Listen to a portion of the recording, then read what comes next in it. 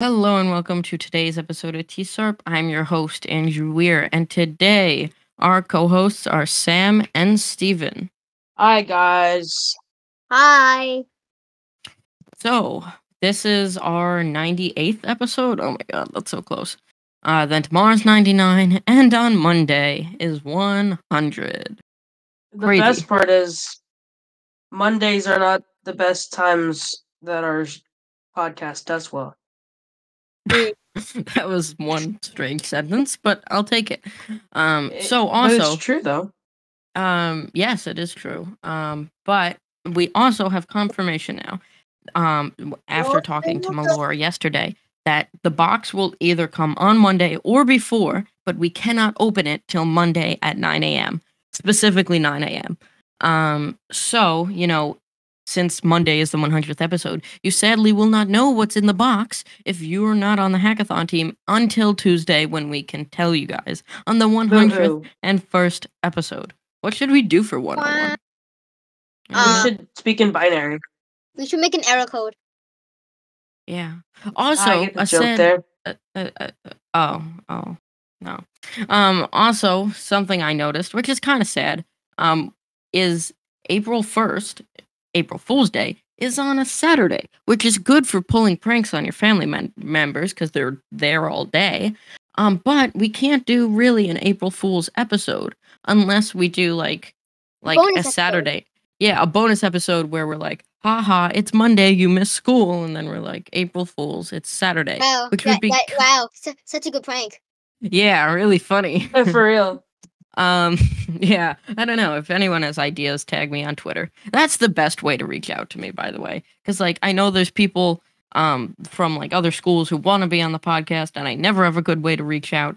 I mean, Twitter or Kidoyo, join dark mode, tag me. That's another good way. I don't know why I never mentioned that one. Yeah, dark mode. I'm on there. Username the coding kid. So you can just tag me if you have any TSARP ideas or want to be on the podcast. Yeah, whatever.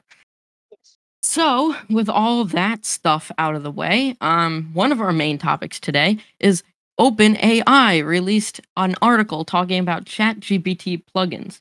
And this is actually kind of funny because yesterday, when we were having a group conversation, Melora, Ferrara, Sam, Steven, Mrs. Gordon, the director of coding and stuff in Hotbog, Mr. Ferrara was like, yeah, on TSARP, you guys talk about two things. It's either ChatGPT or OYO stuff, which is so true. And today, we're talking about OpenAI, ChatGPT. So yeah, they announced plugins that will be able to be used with ChatGPT, which is really cool. And one of the main things I like about really anything is having it open sourced, right? So for Minecraft, you can make mods, and for Python, you can make libraries. I just like being able to customize things, and that's what OpenAI is doing, which is really cool. So an example of a plugin could be one that allows you to also access the web with ChatGPT, or what basically Bing is doing. Another one is where it could output audio recordings and all different stuff like that. Now, is it all going to be possible? I don't know. They did release a documentation about it. I have yet to read through it, and it didn't really talk about too much when I skimmed over it. So yeah, I mean, it's an idea, it's a concept. They posted it on Twitter. I actually retweeted that tweet if you want to look at it. It looks pretty cool. You just go to plugins, there's a bunch of third-party ones. You can make some yourself. So yeah, it's a great addition, to ChatGPT. Something that not a lot of AIs are doing, actually barely any, if any at all. So, customization is always very cool. Also, another thing today, Dev posted on CodeLI. He said, Dev question, as young programmers, what do you think are the most exciting functions that AI can bring to you personally while creating and managing your projects? What capabilities do you want to use and hope AI can deliver? So also talking to Melora a bit, she talked about, and Dev said it a few days ago too on CodeLI, that Kidoyo's trying to implement AI into their software.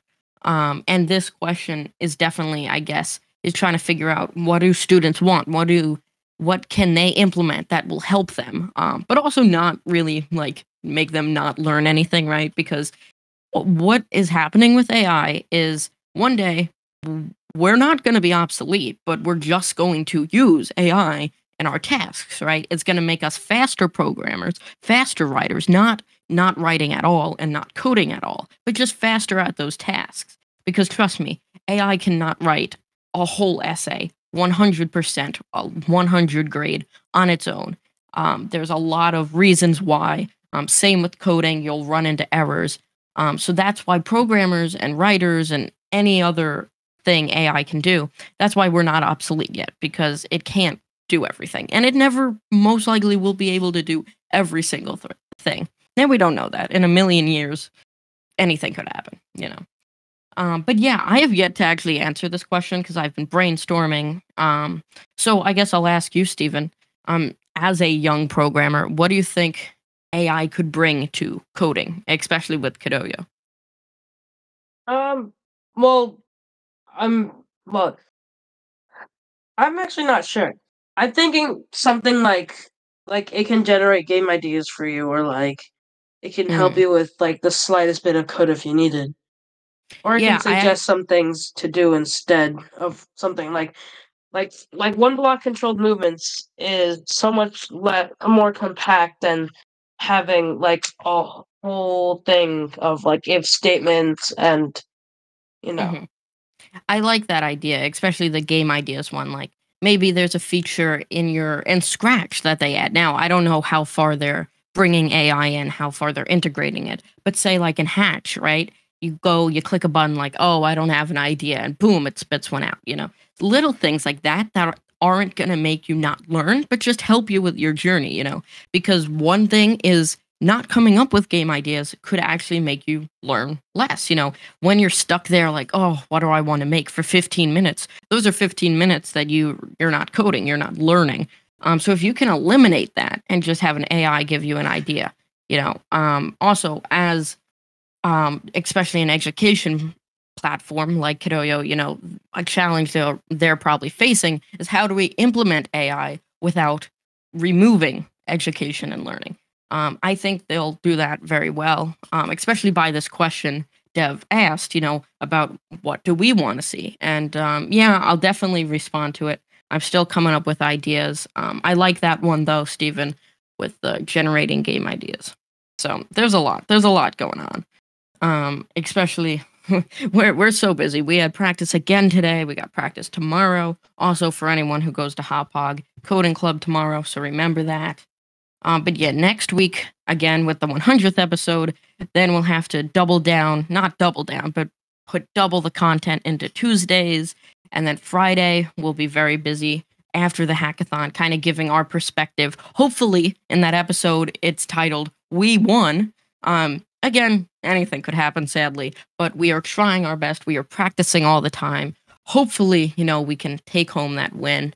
You know, definitely every team is very good. Every team's practicing, so it's going to be a very hard competition. Well, thank you all for listening to today's episode, and we will see you in the next one. Bye bye. Bye bye.